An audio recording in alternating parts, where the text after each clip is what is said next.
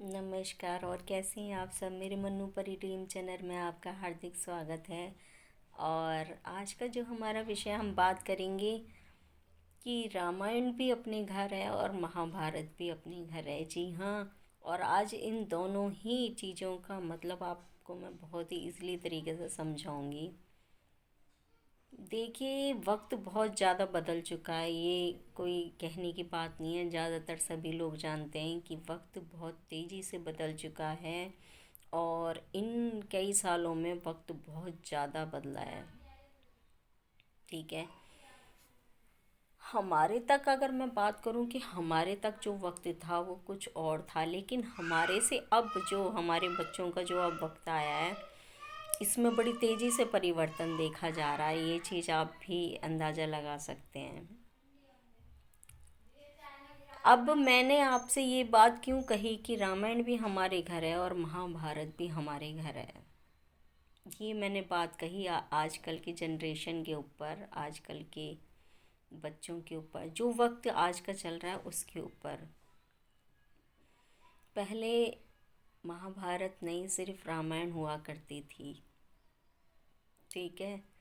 क्योंकि पहले सिर्फ और सिर्फ माँ बापों को वैल्यू दी जाती थी। कुछ भी होता था, अरे पापा आप जैसा करोगे ना वैसे ही होगा ना, आप जैसा आपको ठीक लगे आप वैसे ही कर लो, मम्मा जैसे आपको ठीक लगे, माता जी जैसे आपको ठीक लगे आप वैसे करो ना, जैसे आप कहोगे हम तो वैसे ही खुश हैं।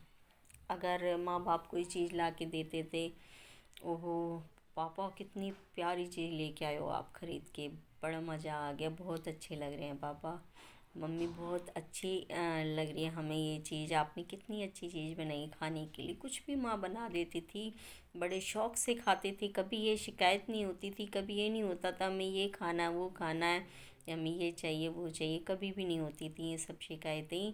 माँ जो बना के खिलाती थी ना प्यार से, चाहे वो रूखी रोटी ही क्यों ना नमक की बना के खिलाती, वो बड़ी प्यारी लगती थी। लेकिन आजकल के बच्चों को तो खाने में कुछ भी बना के दे दो वो पसंद ही नहीं आता है। जी हाँ, हकीकत है ये। अगर और ज़्यादातर लोगों के घर की सच्चाई है। उसकी वजह है, उसकी वजह हम खुद हैं, आप हैं, हम हैं, सब हैं।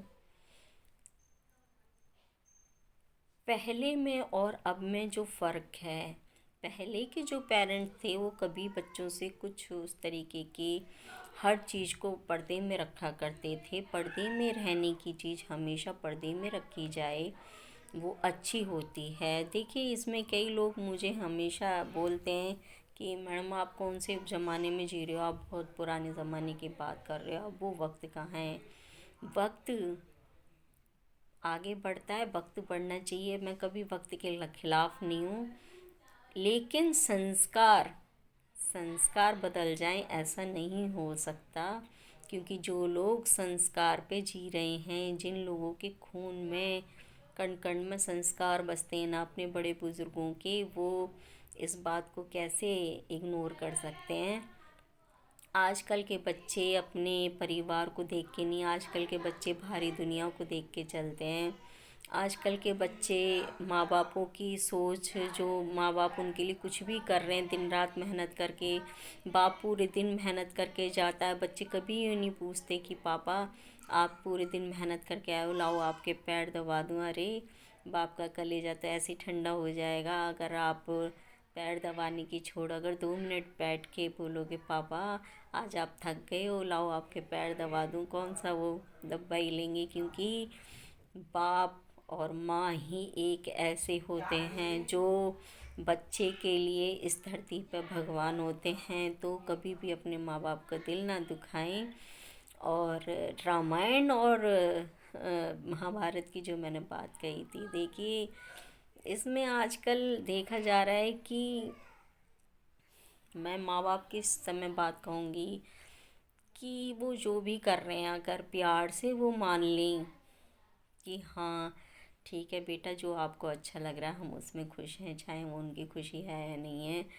उनको दिखाई दे रहा है हमारा बच्चा गलत रास्ते पे चल रहा है, लेकिन वो अपने बुढ़ापे की अपनी उम्र का तगादा जो है उसमें वो इसीलिए एग्री कर रहे हैं, उस चीज़ को इसलिए मान रहे हैं कि अब हमारा बुढ़ापे में क्या होगा। देखिए, इसमें मैं हमेशा दो चीज़ कहूँगी कि कभी अपने हाथ ना कटवाएं। जब तक आप हैं, आप कभी भी अपनी प्रॉपर्टी को या आपकी जमा पूंजी है उसको कभी भी किसी के नाम ना करें जब तक आपका वजूद है।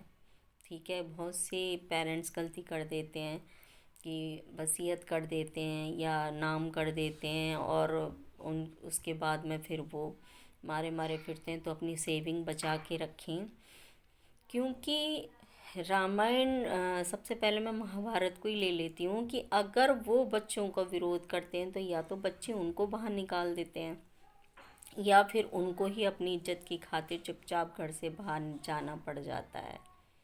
ठीक है, क्योंकि वहाँ विरोध हो जाता है और विरोध है तो वो महाभारत होएगी होएगी, आपको भी मालूम है। अब बात आती है रामायण की कि जहाँ आप विरोध नहीं करोगे, जहाँ आप चुपचाप बर्दाश्त कर लोगे, मान जाओगे बात को, तो वो रामायण हो गई। क्योंकि रामायण में बेटा अपने बिना किसी गलती के उसको सज़ा दी गई थी, 14 वर्ष का वनवास दिया गया था, बिना गलती के बिना कुछ कहे वो चुपचाप चले गए थे, बिना कुछ लिए, कुछ नहीं लिया था उन्होंने, नंगे पैर वनवास पे निकल गए थे। क्योंकि वो एक सच्चे और अच्छे पुत्र थे, एक अच्छी सोच के मानव थे, राम जी जिन्होंने मनुष्य के रूप में जन्म लिया। ठीक है, महाभारत इसलिए हुई क्योंकि वो उन्होंने त्याग किया था और यहाँ त्याग की बात नहीं है, यहाँ छीनने की बात है। तो जहाँ छीनना होगा वहाँ तो महाभारत 100% होगी होगी। तो जो मज़ा देने में है, बलिदान में है, वो किसी भी चीज़ में नहीं है। तो अपनी सोच को राम जैसा बनाएं।